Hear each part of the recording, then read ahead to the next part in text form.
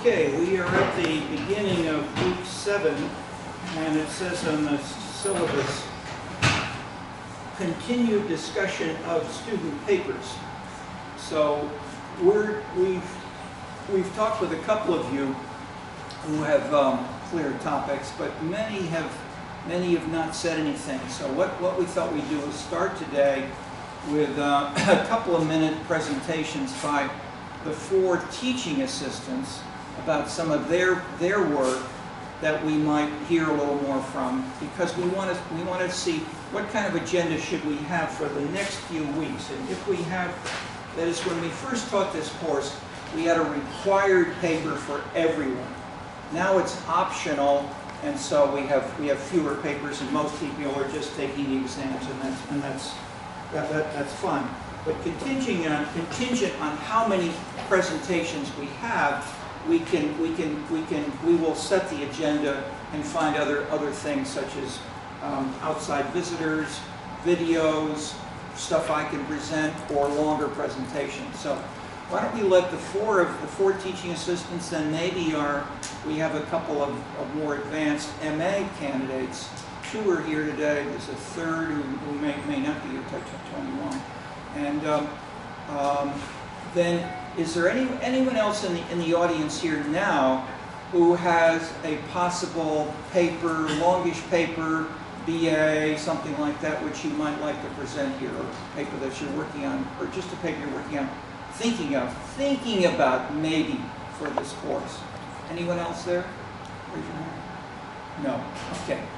So there's some we've emailed about, but not a lot. So let's lead off with our teaching assistants then, please. Shall we start over there? Okay, I'll find that. But however.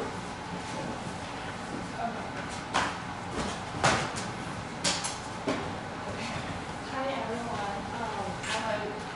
I'm a student in sociology, and the potential theme of my thesis is on the role of language proficiency and perceived social status. The role of what? The role of what proficiency? The language proficiency. Language proficiency. I mean, how fluent your English is. Okay. And the perceived social status in Americans' perception of Asian immigrants. And I'm doing survey experiment to understand this question. So my hypothesis is that the role of cultural assimilation is very important in the role of assimilation, especially for immigration groups from another cultural background. So the previous research, when they study immigrants and the assimilation process, they kind of have this tendency of flattening the Asian identity. Can you stand up there so you project a little more, and just maybe a little slower and clearer. Sure. Okay. Wait, so how detailed should that be? Should I also include experimental condition for treatment, or just in general the theme of my thesis? Yeah, whatever you're comfortable with is fine. Just don't rush and go speak a little more slowly and clearly. Okay. That's all. So I feel like when I look at the literature, there's this tendency of kind of flatten the Asian identity. Yeah, there's a tendency of what? Of flatten the Asian. Flattening? Yeah. Okay. The Asian identity, but there's actually differentiations between, for example, the language ability of people from different Asian groups, like East Asians are different from South Asians, and also different from Southeast Asians. And my research is based on, so there is this social psychology model called stereotype content model, and it's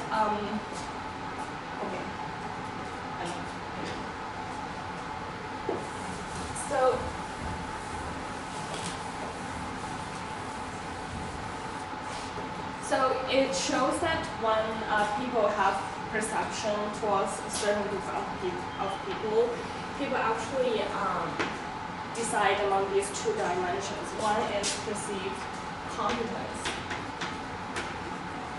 Another is perceived warmth.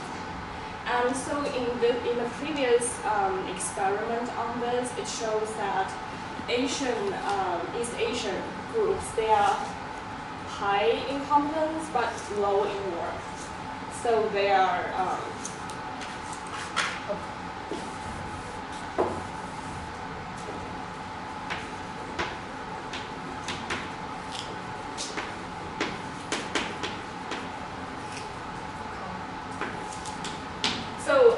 like East Asian immigrants are somewhere here. They have really high competence, but relatively low warmth. Warmth just mean like how favorable do you feel towards that group of people. And but one of the exception for Asian immigrants is the Indian population. They're somewhere here. Meaning they are perceived to have really high confidence and high warmth. So I was just this is where I kind of started my research question. I was wondering why, because both these two groups are associated with kind of like high skilled immigration. So it is understandable that they are perceived to be really have high competence. But how do you explain one group is perceived to have higher warmth, but the others not? So that is why I came up with my first hypothesis, which is the language ability. So for this group of people, they have in the immigrants, they have higher English proficiency, according to the census data and also some like research by Pew Research Center. And also, I was wondering if so one indicator for the warmth is language proficiency, and also another indicator of competence could be social status, meaning how educated you are and how what is your profession, or what is your profession. So that is why I come with these two hypotheses in people's perception towards Asian immigrants. One is language, which is associated with warmth, and another is social status, which is associated with competence. And I am doing a survey experiment. I'm going to write a profile describing an immigrant who is interested in moving into a block. And I will describe their language proficiencies, either limited English or speaks fluent English, and their job and their educational attainment.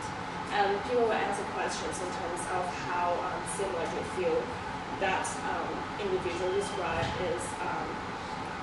is similar towards like people like you, and was how competent do you think he is in this job, and how favorable do you feel towards the individual. So that is just the basic outline of my research. Any questions, feedbacks? Okay, no, for now that's probably enough. I mean that's there are lots of things here. There's lots of literature which overlaps with this, but just to have it out there as a topic is that this is perfect and helpful. Thank you. Should we? Yeah, go ahead. So basically, I think I mentioned this the first day that I was here. My research interests right now, which I'm sort of taking to my MA thesis, is the relationship between the opioid crisis and voting patterns. What I'm doing specifically is I'm looking at the state of Illinois and counties within the state of Illinois, and trying to see whether an improvement in the opioid crisis over time either helped or didn't help government, basically. So I'm having a lot of variables that serve as controls basically for what the governor could have done right that would have earned him votes or not. And like in terms of this course, global local politics, I would say that one of the interesting features of this topic is what is driving the opioid crisis, because there are basically two basic explanations of why the opioid crisis is happening. Some people say it's because there's a rise in opioid prescription. Opiates are more available than before. And some other people, so that would be sort of like the supply side. And some other people stress the demand side, meaning that people need quote unquote opioids because of various factors, among which globalization could be one of them. For instance, in the Midwest, the closure of manufacturing plants has been associated with a rise in opioid prescriptions. So that's an interesting topic, I believe, because it helps us explain why the opioid crisis sort of exists in the first place. So that's basically the outline of my research as well. Excellent, thank you. So, right now I'm trying to expand my existing thesis to the global aspect of the censorship, which is something I've been very interested in. My paper is about censorship in China, but it is not what we often see as the official censorship sanctioned by the state for the political purpose. It's the outgrowth of the state censorship, which I call non-state censorship, and it's something that is done in a very secret way. And my job at first is to document the existing non-state censorship. So what I'm going to do is to show to people the supply and demand side of this non-state censorship. But what is non-state censorship in this case? So there are multiple players in this gray area. Because of this official censorship, it can be used by the media corporation or by individuals who claim to be a journalist to extort money out of some local governors, entertainers, to get a piece of negative news censored. So they have this power because they have connection. They have some sort of this clientelism with the web censors or even web police.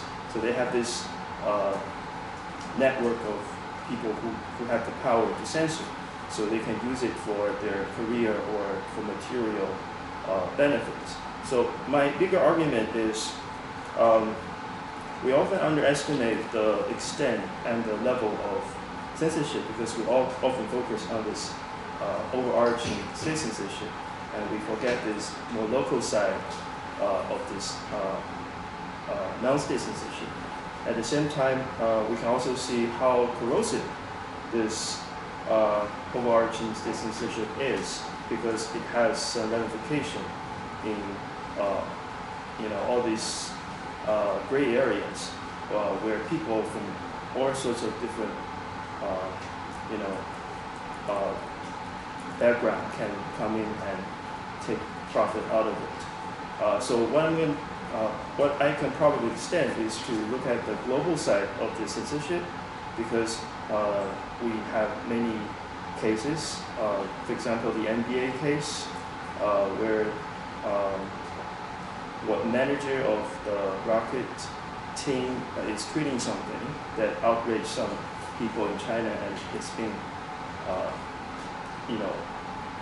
hyped as a nationalist story within China, and also it has some ramification in the global community. So and also in China there are some very successful social media like TikTok, and it has devised a wall between the Chinese users and the global users in order to modify its censorship policies. So I think on a global level, there is a interesting dynamics going on. It's not necessarily like what happens in the local side of the story, where the overarching censorship regime can be very corrosive. But in the global community, it gets some sort of tamed by this economic consideration or political consideration. So so the main thing is to extend the censorship locally and globally, and try to explain the extent and the size of the censorship is much larger than we usually think. Okay, thank you very much. That's provocative indeed. New topic.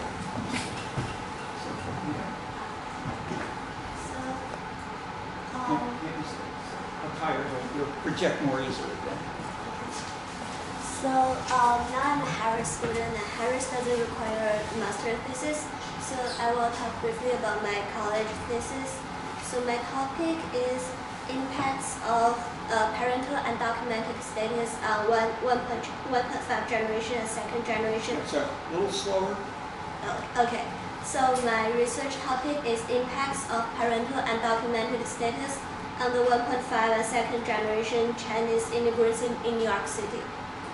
And so 1.5 generation refers to those born in China but come to United States illegally before coming of age, and the second generation refer to those with U.S. citizenship but with undocumented parents.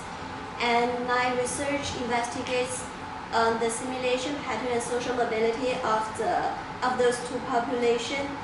And this topic is very important because usually when people talking about undocumented immigrants and their children, we focus on Latino or Mexicans specifically, and basically no one pay attention to Chinese undocumented. But it's a very large and expanding group. So my hypothesis is like undocumented Mexicans, those undocumented Chinese children will be strapped into like lower class and like Chinatown. But after conducting 12 interviews after conducting 12 interviews with those children, I found this very interesting because instead of resulting in downward mobility, those disadvantageous conditions brought by parental undocumented states are offset by New York City's inclusive social atmosphere and exclusive economic and educational resources in Chinese community, and also the overall positive public image of Chinese immigrant group, which is response to Sophia's research in model minority and Chinese immigration. Also, my research pinpoints some interesting flaw in immigration law, like plenty of the Chinese parents legalize their status by some illegal ways, like fake marriage or something. But this illegal legalization helps their children to gain higher social and economic status later. Yeah. Okay. Again, provocative indeed. Thank you. Do we have 2 or 3 of you who I think are working on MA plans. Do you want to maybe stand up and tell us a couple of words? Please.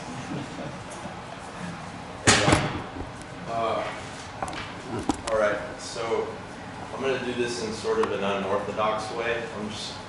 I'm going to describe this ambiguous president, and hopefully with participation on everyone's part, y'all can tell me who it is.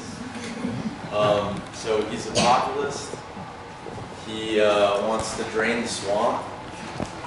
He wants to bring jobs back to the nation. and he defends Israel politically. Is that enough hints? What do y'all think I'm talking about? Could be many people. Well, what do you think?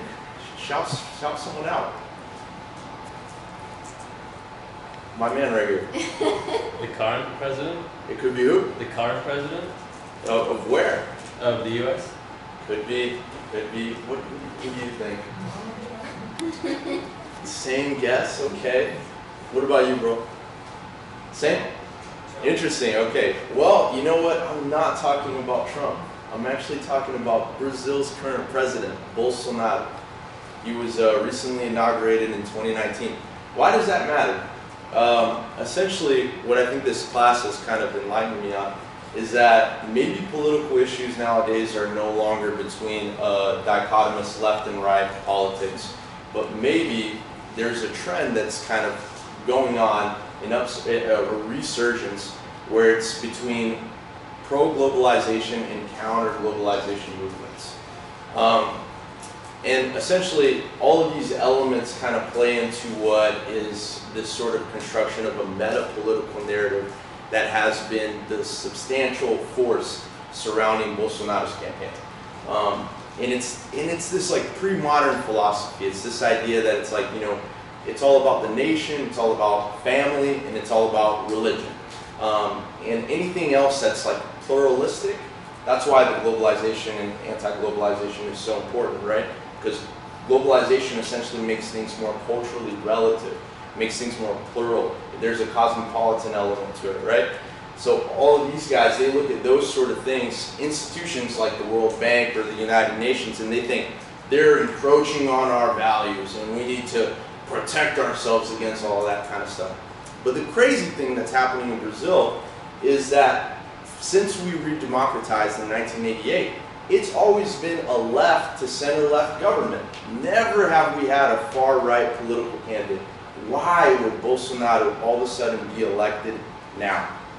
So I have an answer for that, and I have a theory that, you know, goes along with that, but I'm not going to bore your ears at this present moment. But what I do think is fascinating is the fact that oftentimes we can look at these kinds of issues, or, you know, these events and think, oh man, you know what I mean? It has to do with like this political wave. You know, we're thinking Trump, some may be thinking Duterte in the Philippines, some may be thinking, you know, so-and-so other authoritarian, you know, leader that's off the wagon. But that undermines other phenomena, such as the fact that Brazil is currently transitioning from a predominantly Catholic majority to evangelical. Why does that matter in a place like Brazil? Well, religion is not only a form of social identity, but it's a form of sense-making. And people utilize that to sort of undergird their motivation for political activism. So Bolsonaro was able to secure 70% of evangelical support base, which was a very, like, you know, he wouldn't have won without their support, and he wouldn't have won if they had supported him as the rest of the population did, which was 54%. So how is, it's not only the question of how is he able to secure that base, but the question also becomes, why would evangelicals mobilize in favor of Bolsonaro? So that's my project. It's very relevant. You know, elements like the new political culture, which y'all read in week 5. You know, the leveling principle, which you came up with. So I'm looking to kind of puzzle in those pieces and make sense of all this crazy stuff. Okay. Thank you. I see you in the back. Thank you.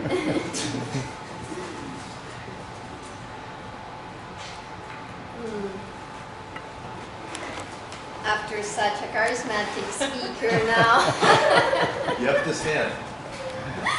So I'm also in MAPS program. I'm currently changing my topic. So I am interested in police community relations, and I'm going to base my project in Chicago. I started going to police meetings that are small meetings with the community and the police, and I was surprised by the astonishing requests that the community made to the police, like from curfew to young people, to go and like see the tents of the homeless, to random gun search in the houses. So now I'm going to do an ethnographic work to understand how symbols are created in these meetings and how they construct agents of insecurity or the enemies of the community, so to understand that.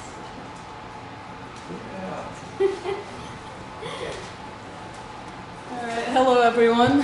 I'm Basma, and I am looking at a particular organization here in Chicago, the United Working Families. It's a political organization that was founded in 2014. However, it has a little bit of deeper roots elsewhere. And what is really interesting about this political organization is that it brings together two of the city's most established unions, the SEIU and the Teachers Union here in Chicago, along with two community organizations. And in light of the trend that we have been exposed to about declining unions and essentially this dispersal, this social dispersal that we're looking at, my interest was what is bringing these units together and essentially for what purpose. They have been pretty politically active and have been succeeding into bringing their candidates into the city council and even reaching the Illinois House of Representatives. And so they are going to be essentially my case study to look at potentially responses from the underdog toward these globalizing forces. Okay. Excellent, excellent. Does anybody else have even a tentative idea of something you're interested in, even if it's not in the form of a clear paper, but if just anything you want to mention you're thinking about? Yes, please. Would you stand up a little so we can hear better? Okay, it's not a paper, or like something, but with the urban policy class, at the end of the paper, I presented it. Can I do like an extension of that? Or just like, instead of doing quantitative analysis, Just a little slower and clearer and louder, please. instead of doing like a county level analysis using zip codes, but I already did that paper for urban policy, so can I still do it for this class with some different analysis?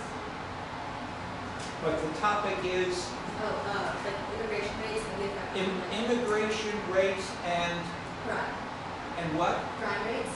Crime rates. Okay.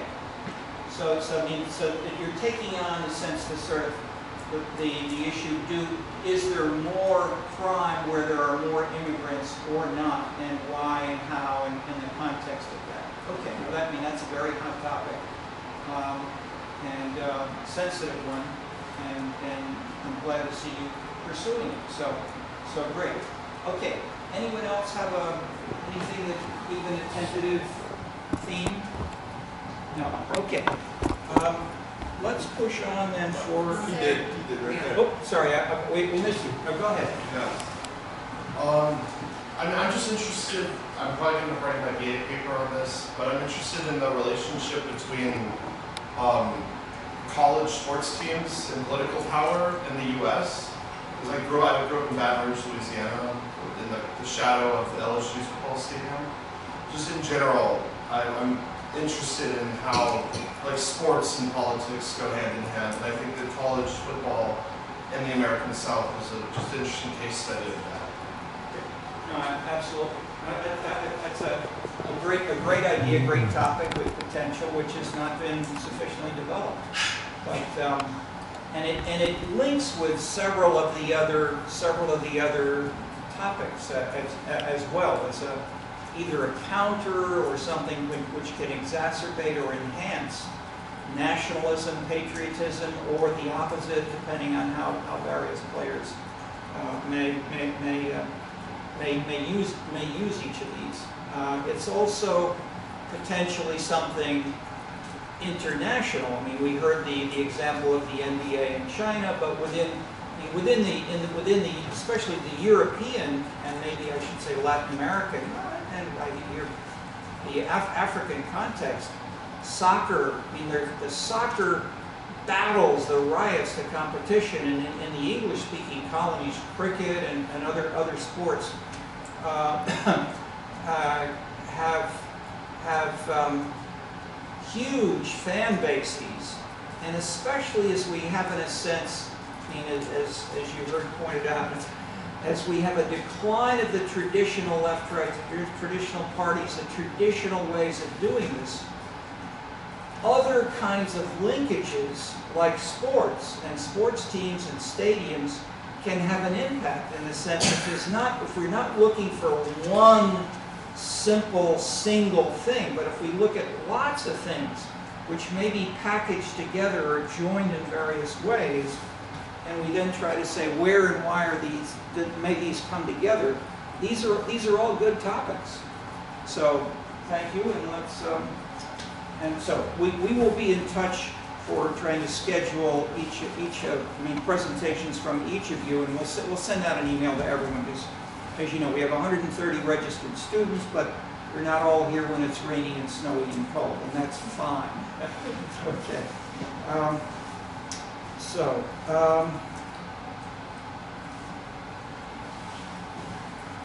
Let me say a few things about the sort of background in the section, which we really didn't have much time for because of other things last week, which is the readings by Joseph He, Robert Dahl, and then Browning, Marshall, and Tabb. So I'll say a bit on that as that feeds into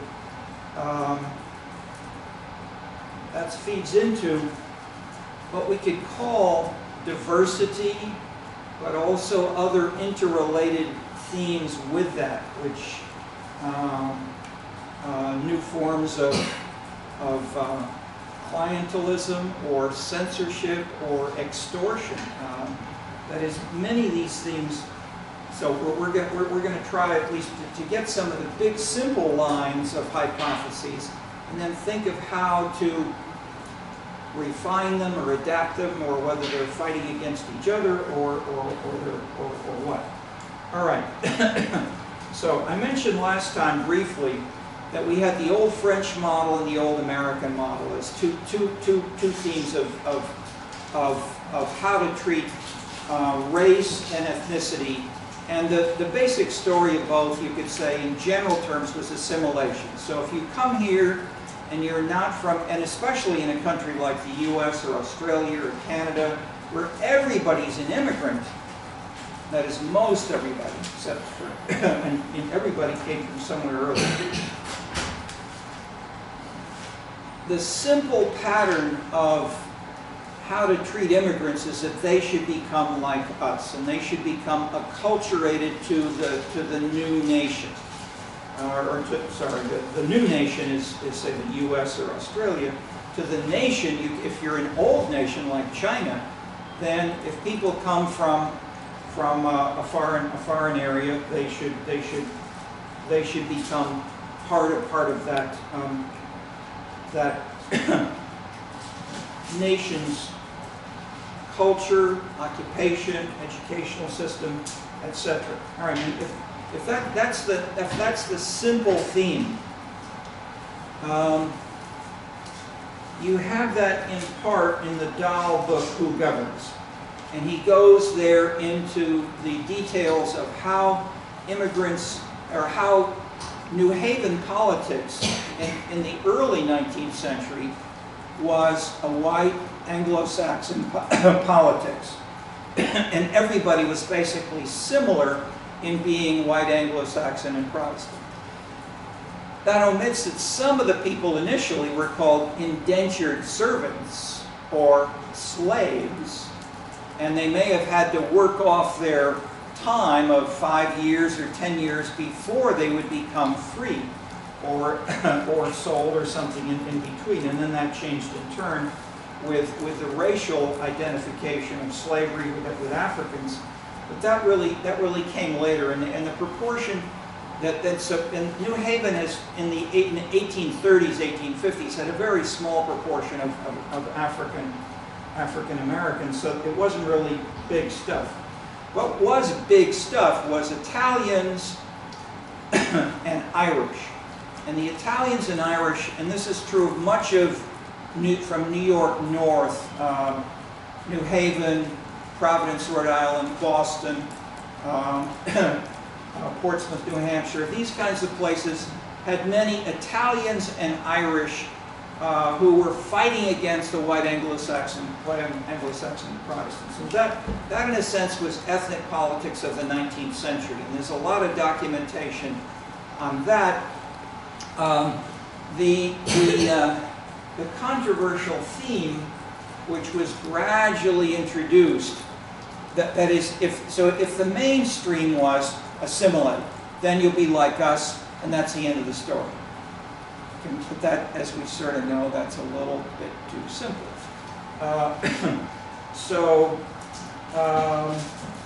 But in a sense, you get one version of that in Dahl's book, even in the sense that he doesn't use cultural or national labels. He doesn't talk very much, only briefly, about the Irish and the Italians. He talks about ex-plebes, that is, people who used to be plebeians, who've now become not quite fully accepted everywhere, but they don't have a cultural identity such as Ireland or Poland or Italy. Okay.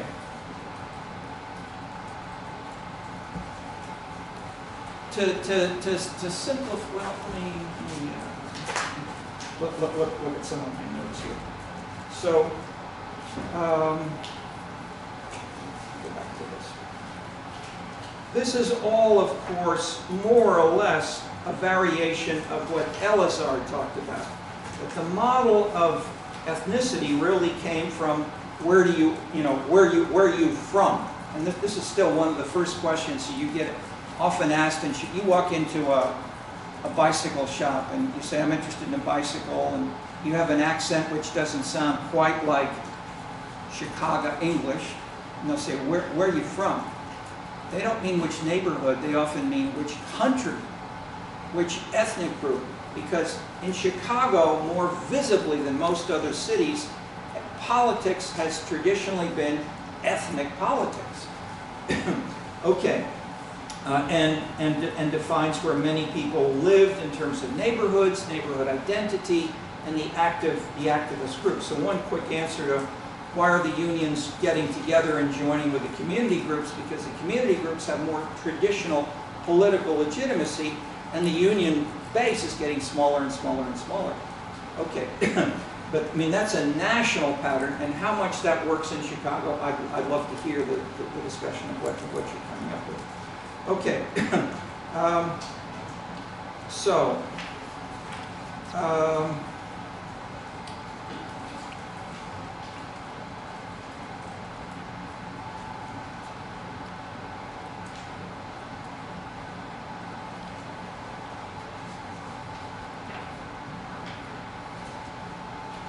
in a sense, we got two themes I want to talk about here a little bit. One is the changes historically, cross-nationally, and how that's changing the topics and the phenomena. And second, what do we have in the way of research or analysis which fits with this, which can give us a framework for interpreting it? And clearly they're interrelated, but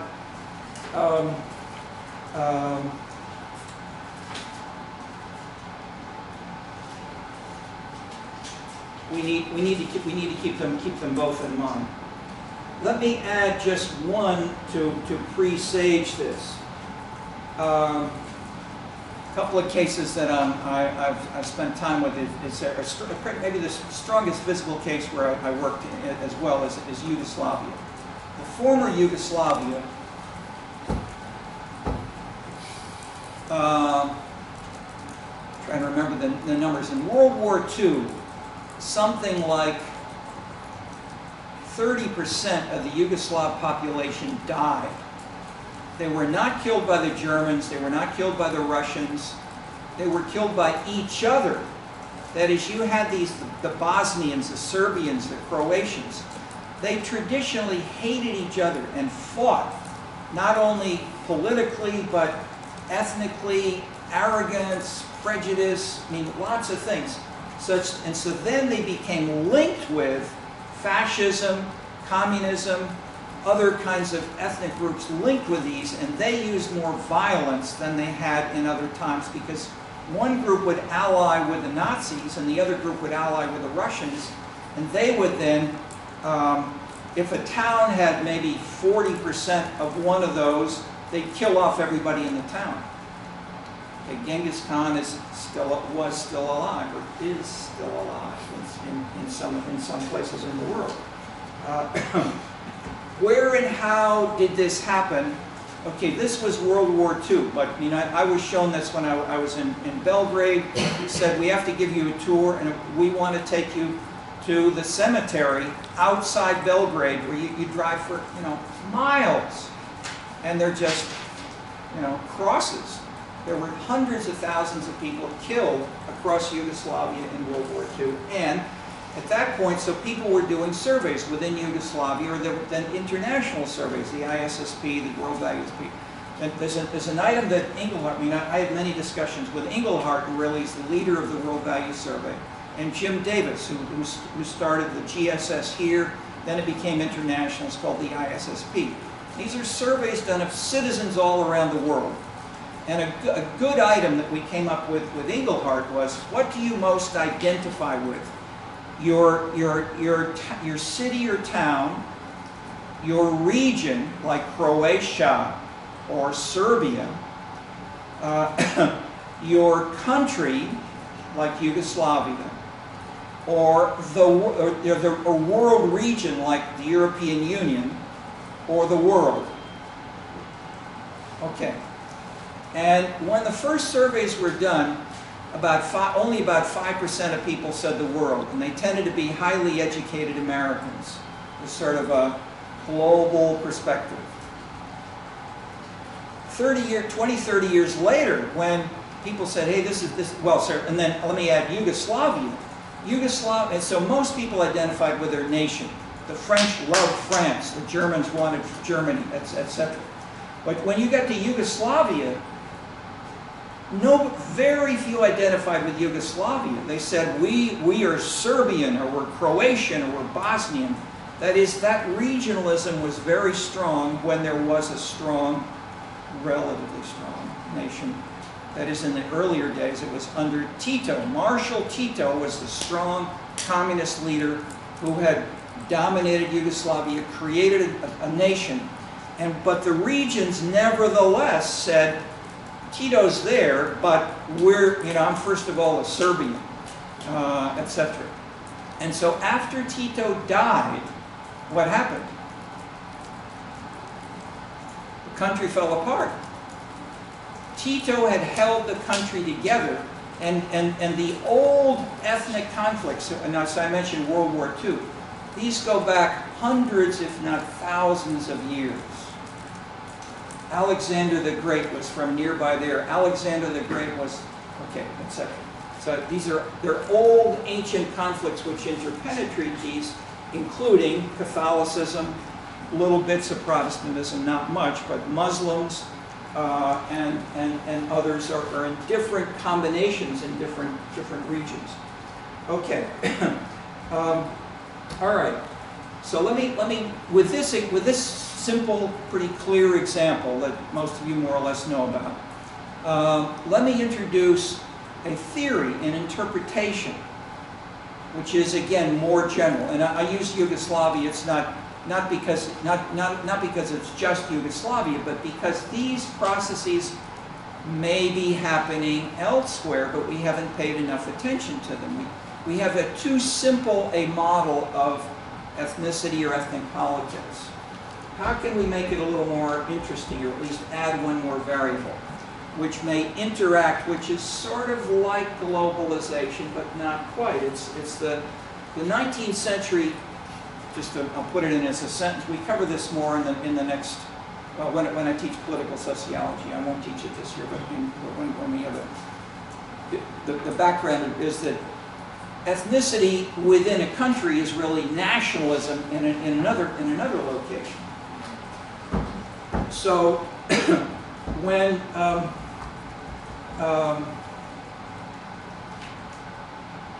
nationalism became more salient in the 19th century, with the nationalization of under Napoleon, under the French well, 1789, but Napoleon clearly brought aspects of this across across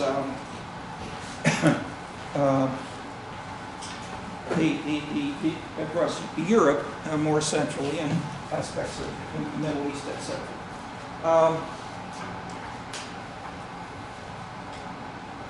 The strong leader was seen as a way of, one simple way of nationalizing was to elect a stronger leader who would build the nation.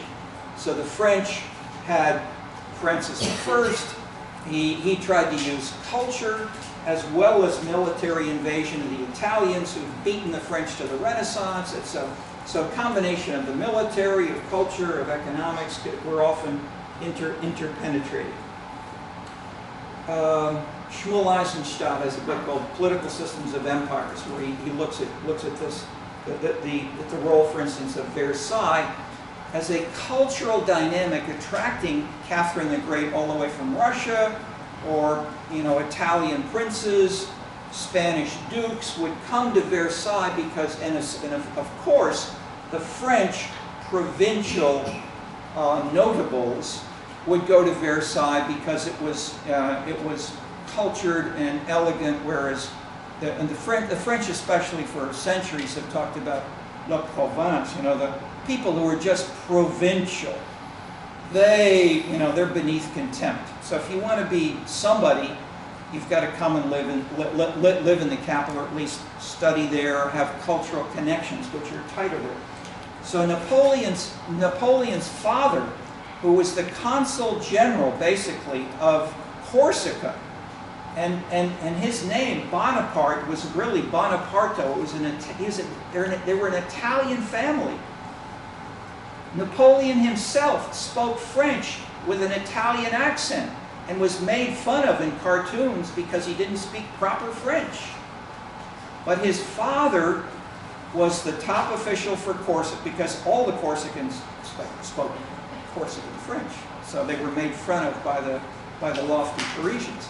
So the father of Napoleon said, okay, if we're going to get ahead in the world like the Chinese immigrants in New York, we have the second generation. So Napoleon's father said, let's move to Versailles and raise my son there, then he may do better than I. Even though he was the #1 political leader of Corsica. But he was Italian. Okay, so they went to Versailles. Napoleon hung around, went to school, got education in Versailles, read the novels, heard the stories, and look at him. Okay, so he became emperor. All right, so basically, it worked. All right, so that's one classic. So think of Napoleon, think of Tito, think of Stalin, think of Genghis Khan. The strong leader is the normal way that you can build a nation or build an empire.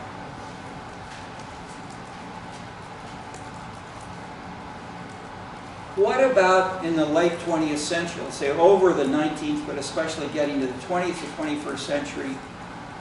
After World War II especially, we have a mass explosion of what we can call mass education. That is, not only are people getting gradually richer in the 19th, the 20th, the 21st, I mean, income is going up for everybody for a couple of centuries.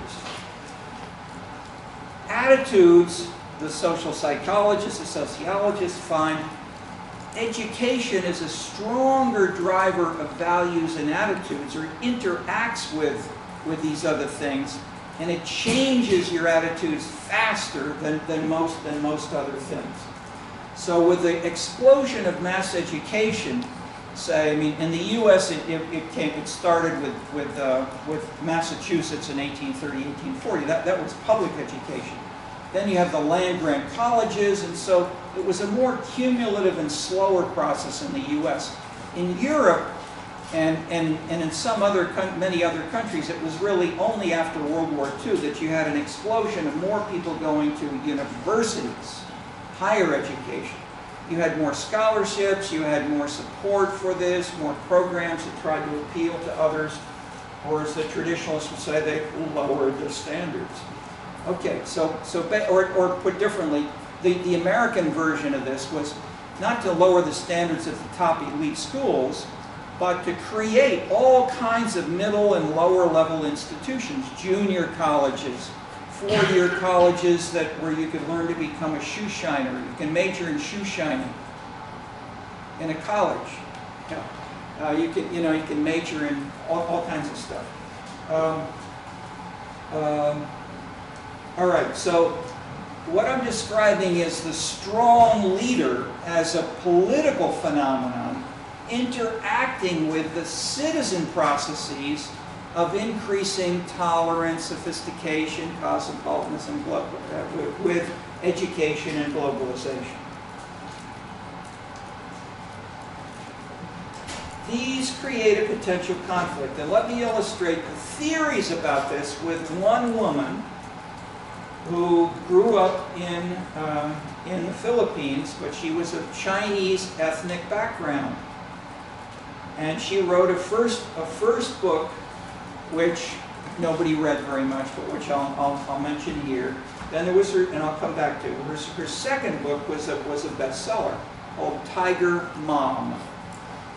Who can spell her name? I can't spell her name properly. If anybody can spell her name, fine. Amy Chua. Amy Chua. Yeah. Why don't you just put it on the board, please, for us. Okay. How many of you how many have heard of Tiger Mom? 1, 2, 3. Okay, so half of it. I mean, the basic story is I was raised. She is now a professor of law at Yale. Okay, so she's smart. She went to Harvard.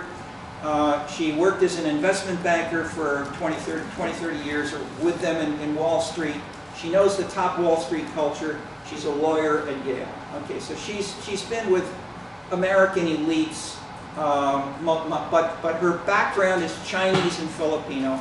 And she describes first how she was raised by her own mother. And her mother said, "You've got to be first." Her mother was a tiger. And her daughter, the author, followed what her mother said. And she was first in life. Okay. Then she says, "I have 2 daughters." And I said, "I will raise them properly." And with the first daughter, she was tough, and basically it worked. So she said, so her daughter said, so each day, she said, "Okay, how many hours of homework are you doing? I will supervise you. And then what's your ranking in the class?" "Oh, I'm doing fine, but there's a little Korean girl who's ahead of me." "You've got to kill that Korean girl." I mean, amazing competition that you must be first. You can't let that little Korean girl be ahead of you. Tiger! Okay, that was the style. All right, then her second daughter heard this going on, but nevertheless, the first daughter followed the mother and the grandmother. With the second daughter, she said, "No, I'm not going to be like that." And it all fell apart. So the book is both a biography of 3 of them that follow the more tiger style, but the 4th one, the mother says explicitly, "I don't know what I should do, I don't know how you should, but what should you do?" Okay, the book was a bestseller in the US and in other parts of the world, and it led to big public debates, including a debate with the president of Harvard at the time, where basically the American classic progressive so-called answer to this is, your second daughter is right. You shouldn't push people so hard. You've got to develop individuality, differences, and if you're only trying to be first in the class and you're not developing your personal social skills, other things like that, you will be too boring. Okay, so that's the kind of argument, and you won't be as creative and individualistic. And that links to the economy, that links to occupational success and other kinds of things. So those were the basic arguments made by the president of Harvard, and then David Brooks had a couple of. He also had a series of things on the issue. Okay, so that's the famous book. my point is the famous book is related to intimately, in several of the themes you've heard in these seven theses. The first book, which is called The World on Fire. Okay. The World on Fire starts with page 1 and says, I had to go back to Manila because my aunt had been assassinated. She was killed by her chauffeur butler. I went back and I went to the, nobody could say what happened or why. I went to the police, and the police official said, we'll show you the record, and the record said, motive, revenge. And so he was let loose. He didn't have to go to, almost immediately, after a couple of weeks or something, because he was taking revenge. He wasn't tried for murder at all. Revenge because she was Chinese and rich and not a Filipino. That is the Chinese are so hated in Manila today, and there's so much, one, political prejudice, two, corruption, that people buy each other off. Maybe the butler paid someone $200 or something, but we don't know quite how much. But with a combination of, and then third, the police are, they're like the traffic drivers and the traffic police in Bogota before they were fired. So, give me $200, I'll give you anything you want. Okay. So, and that's not just Bogota, it's not just Manila. Much of the world still operates on fees, clientelism. Okay, so she went back and she found this, and the big theme of the book, the world on fire. So this is pre-Duterte. Duterte, now it's one of your men. Okay. You see okay, so I'm joining the two books. So she starts with this, and then she says, how can these people be so intolerant and be so scary, and what is holding, and why is this happening? And so the Philippines have had stronger and weaker leaders in the last 20 or 30 years. And under different national and local leaders, you've got variations, not only, as you do around the world, by city, by ward, by neighborhood, and by nation, but it's changed substantially. So with weaker leaders in the Philippines, this kind of ethnic, nationalist prejudice came out. Okay, that's the theme of the book. The world on fire is what can potentially happen if we don't have tiger moms and strong leaders. So she's not quite saying I'm against democracy or I'm against egalitarianism, but she's saying, there are problems. Okay, so just briefly, what's her story? Next big visible example, Russia. She takes the top 10 oligarchs in Russia, and she goes through each of them, and she shows how they came from the black market, they were predominantly Jewish, they were discriminated minorities within Russia. They're hated and resented by many of the Russian citizens and by the political leaders, and many of them were destroyed by Putin or other nationalist political leaders inside Russia, mobilizing ethnic antagonism and dissent. Or put differently, after the Berlin Wall went down in 1989, initially for a few years they said, let's have democracy, we'll have federalism, we can have different regions doing what they want. And so initially with Gorbachev, and then with one or two other leaders in Russia, you had more so-called federalism. That led to the end of the Soviet Union. That is, the Soviet Union was, big. It was most everything from China to Eastern Europe, almost. By contrast, today, Russia is a small country. That's the problem. That's the biggest concern of Putin.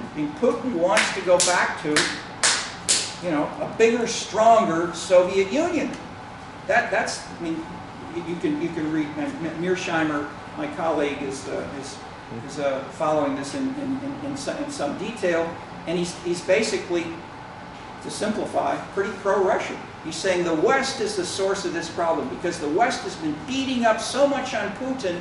Putin is doing the right things, basically. Okay, so all right. So I'm not saying what's right or what's wrong. I'm simply pointing out some of the debates over these issues, and the Amy Chua theme of the World on Fire is I can restate in a way that I said to you briefly once before. Centralization encourages public goods. If you have a tough, strong leader, you centralize. You can do it through bureaucracy. You can do it through having an attorney general who does your bidding, which 1,100 former attorney general staff say is immoral, illegal, and et cetera, but that is, centralization can lead to things like not having civil war, or having a successful war, or reducing pollution. That is, public goods are shared by lots of people. But democracy is, the idea of democracy is a public good. The implementation of democracy, of letting each person do what they want, or having decisions made at neighborhood and lower levels, and more active participation in that way, is the opposite of centralization. That's decentralization. And if you have more decentralization, it's harder to do things which are like raising taxes or fighting a war or addressing the opioid crisis or imposing a quarantine. That is, if you say, each person said I want to shop every day. Oh, well, you're a voter, I guess you should be able to shop every day. So for instance, so you hear the conflict between strong egalitarianism and a strong hierarchy, to simplify. So that's the way we put it in the New Political Culture book. We have propositions, and we're pointing out that both of these exist in various combinations over time, historically. Each case is unique, but if we think of these kinds of patterns, education and higher income and the like have led to more and more individualization in markets, in families, in culture, in government. The sense that a big state can't do anything. It's got to be more locally tailored. Therefore, let's send down the money to local levels. Let's let them make their own local decisions. And so Amy Chua is saying, hey, wait, if you do that, you're going to have an explosion of ethnic identity, and people are going to kill each other, as my aunt got murdered by her own chauffeur. Okay. So I'm simplifying a little bit, but not very much. Okay. Let me stop there just for a minute as you sort of think about this. Then we can go on. But I've made a couple of big important points, and I've linked this more explicitly to globalization than some of the writings by themselves. And I've deliberately not chosen a proper social scientist. I've taken a woman who's also, one of my themes, as I've said in this course, is to take people who are not just Western Americans, but to take people who've, ideally bring an Asian or an international perspective. So we have more Asian teaching assistants deliberately, because I've tried to learn, because our readings are not Chinese. So I'm bringing now a Chinese American, very smart, who knows both the Chinese cultural patterns and the Western, and who's playing them off between daughter one and daughter two, to simplify a little bit. but then saying, hey, look at Yugoslavia, look at Russia. And so she has other chapters on Indonesia, where you've had strong leaders, and when these strong leaders have left, when we have more and more egalitarian participation, decentralization, we have an explosion of, and we have had, as I think you know from the press over the last 20 years, we have an explosion of ethnic tolerance, attacks, or say people shooting in high schools. That is because of little things. That is, in Saudi Arabia, in the old, 20, 30 years ago, if you robbed someone, they'd cut your hand off, just chop it off. They didn't have much crime. Okay, that's not the Western individual egalitarian style. It's too brutal, but it worked. Okay, so I'm not saying we should do that. I'm simply saying we've got, if we get more, if we get weaker and weaker and weaker leaders, we have at least. So I'm not saying one is good or bad at all. I'm simply saying that the corollary of this is the public goods go down. The private goods, the public goods go up. The private goods go down. So centralization makes democracy, individualization, egalitarianism weaker and harder to implement in a place like the Middle East or Russia or China, where you don't have these Western individual traditions. But places like China and Russia are stronger at fighting wars than are the decentralized, participatory places like, or just Denmark. Take a little country, Denmark. The term populism exploded again after World War II, first in Denmark. And there was one guy who ran on his populist party. They had no seats in the national government, in the National Assembly. In his party program said, we're going to fire all social workers. We're going to end the budget for the military. We're going to stop trying to fight anybody because we're too small a country and it's ridiculous. And we will replace the military with an answering machine with a direct line to Moscow which says, we surrender, we surrender, we surrender. Okay. And third, he had a third program about like that. Okay, so everybody laughed at him just as the way they laughed at Trump in 2015, 2016. And Trump was elected. Okay. So in Denmark, he got I think it was 45% of the votes in the whole National Assembly in the first election. Okay. I'm saying he and Trump were not the simple cause. They were the consequence of individualization, education, more money, more choice. These go together. I mean, again, not one factor, but these are blocks of variables that go together. And what I'm arguing against is any one single factor driving anything. But I'm pointing out with Amy Cha that if you give up centralization and hierarchy, you can't do some things as well. That's her strong point, it seems to me. And in a sense, it's an anti-Western point. I mean, it's against Western individualism. It's against Western egalitarian. In a sense, it's saying, hierarchy and has its strengths. Okay. So, well, any comment on these arguments? I mean, again, I didn't invent. I mean, I did invent this. That is, instead of saying in general centralization is good or bad, I'm trying to say let's try to look at the kinds of policies which centralization may differentially encourage or discourage.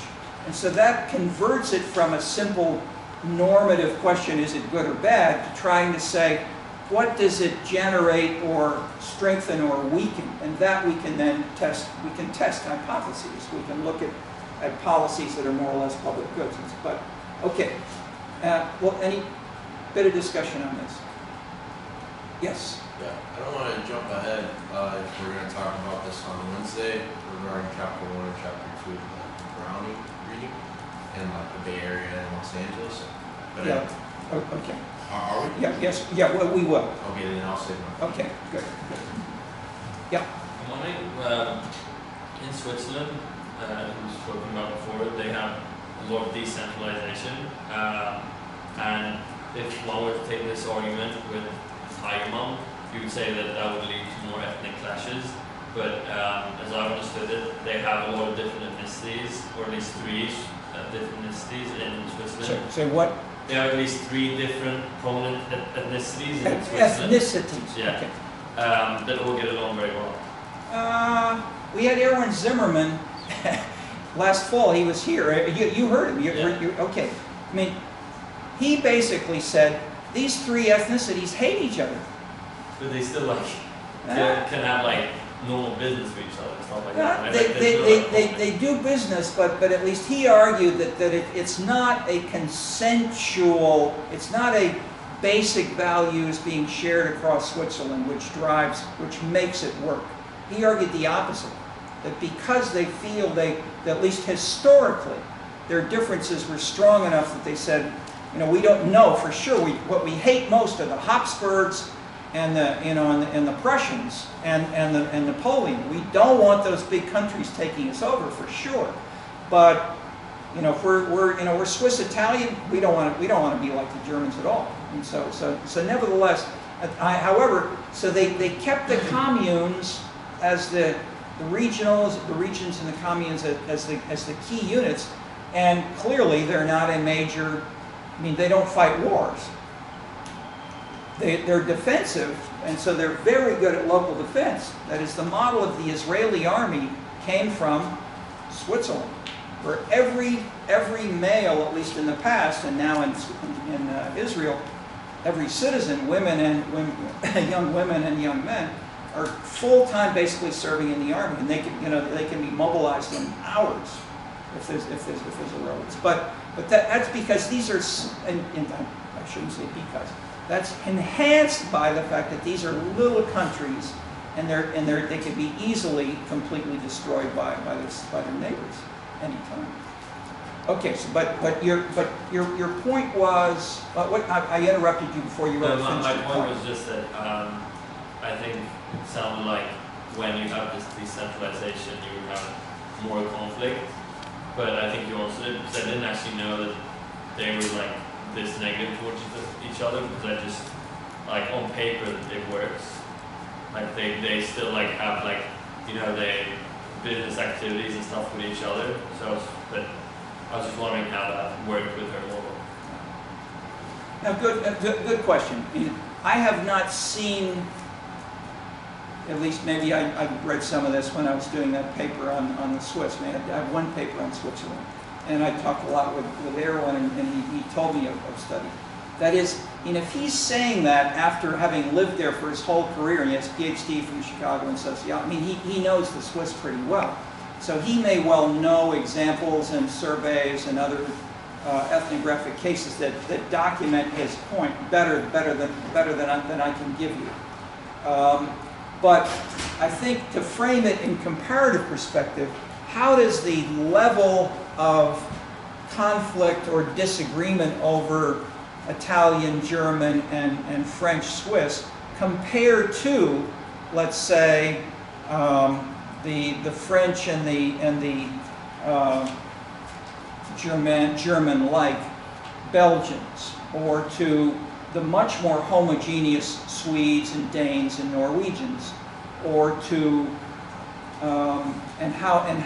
where and how we have regional subgroups within other countries. So probably some of those data are available, and one could try to dig it out. But I can't immediately give you an answer. That is, I would say, rather than asking and answering what is the empirical level, which we could look up, is why. I mean, what are the factors which generate more tolerance, more antagonism, more conflict and where and why does that emerge? And I'm giving you one of them here, which fits with Amy Chua's two books. But there are more I'll bring in as we proceed. Okay. Any other comment on the big points? Okay. Let me fill in a little bit more about the. That is, I've given you. Yes. So can we maybe discuss the question of legitimacy rather than just thinking structurally? Sure. No, absolutely. I mean, legitimacy is directly part of this for sure. And so, I mean, yeah, I'm glad you raised that. In a sense, you've got, and so I mean, Weber talked about bureaucratic. What are Weber's three types? Charismatic. Traditional. Okay, so we added then egalitarianism as it became more important over the 20th century, and I've forgotten what we called the Latin thing, but what we labeled under legitimacy. But basically, the general point of the Scenescapes book is there are 15 ways that you can think of what's right or wrong, and 15 ways of having legitimacy. I mean, it's certainly 5 more directly linked to leadership, but almost all those can be variously seen as different ways of living one's life. You can be more self-expressive, you can be more, transgressive, or the opposite, etc. So in that sense,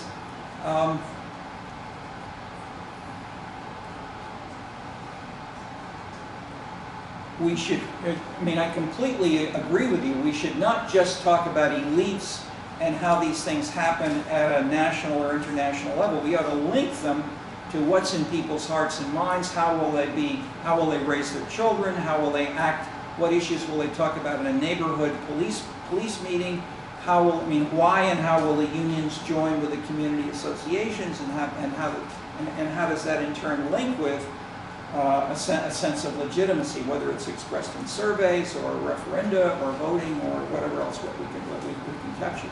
So for sure, legitimacy is a relation between the leader and the citizens.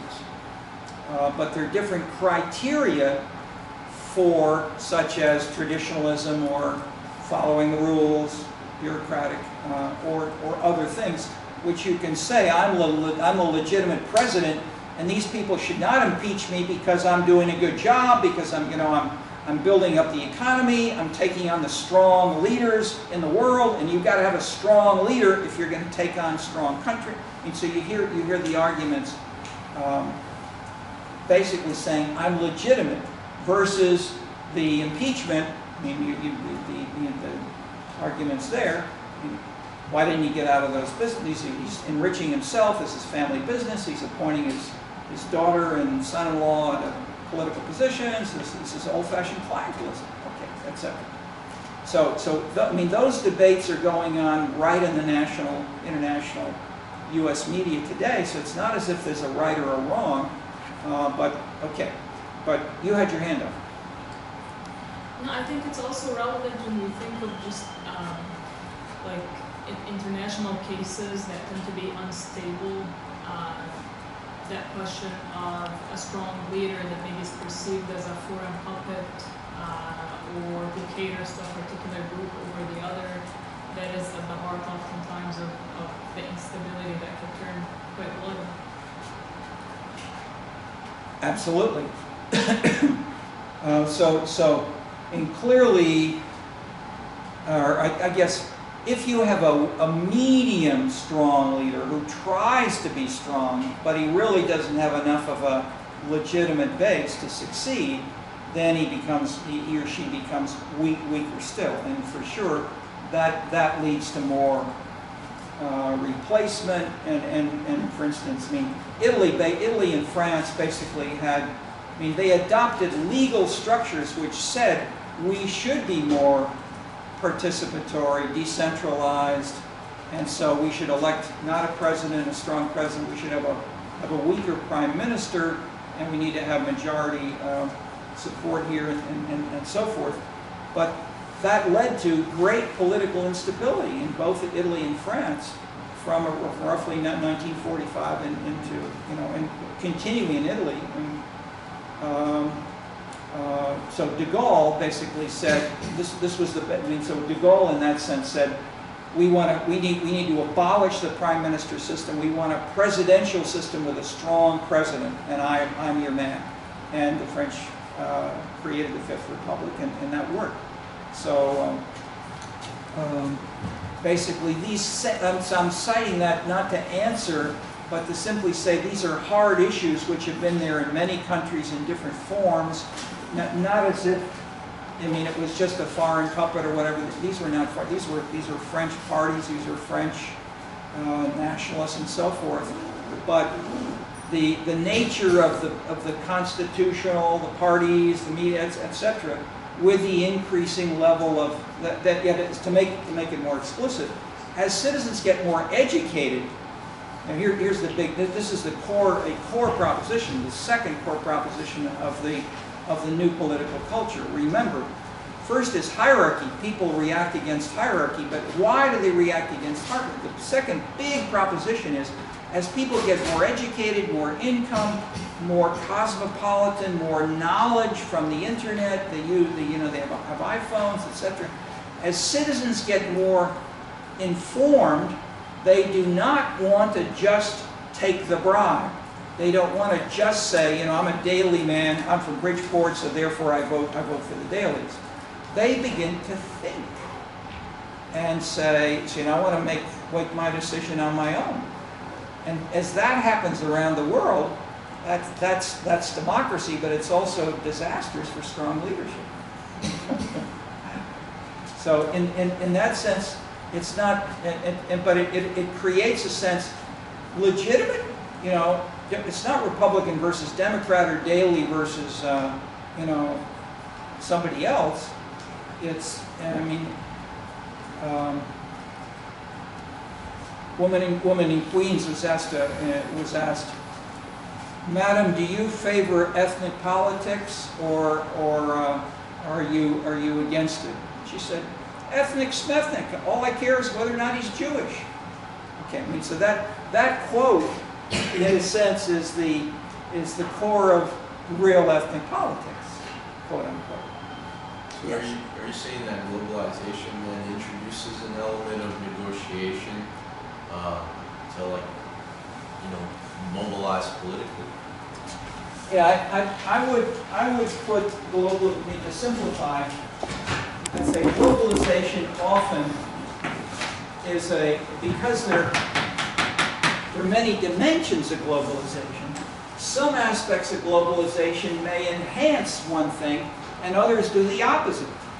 So Trump and the US military may want more centralization at the same time that the Hollywood and Bill Clinton and Hillary Clinton may want more human rights. And so there are lots of human rights activists from the US and who work with Amnesty International and with CARE, with a bunch of other organizations, and they're fighting against each other. And the same thing happens inside China. You have the Ministry of the Environment was fighting against the Ministry of Economic Development. It's always like a contextual matter where it's a multi-causal analysis. I always hesitate. I never say never, I guess, or I never say always. But if you at least be prepared to think in that way, but it may be in some situation there may be one factor that's so strong that it overwhelms most of the others, short term at least. But certainly as we continue on, yes, that's a main thing. Okay, we're at the end of class today. We'll continue Wednesday.